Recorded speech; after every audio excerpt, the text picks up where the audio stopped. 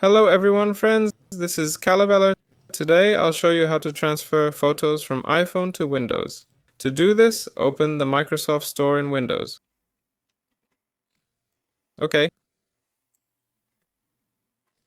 And then at the top, type in iCloud. Click Install, open iCloud, and click Get Started. Enter your email address and iCloud password, then enter the code and sign in to your account. Now click Sync Photos. And here we have iCloud. iCloud itself. Click Manage, or rather, click on iCloud Photos, then click here. Click Download and keep originals on this PC.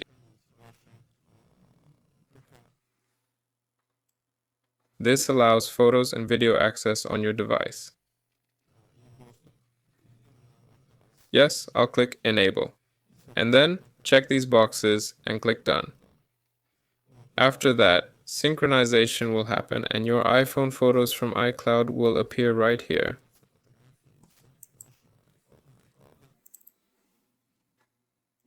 So it's located on this PC, Drive C, Users, Your User, or you can just click on Pictures here and select iCloud Photos.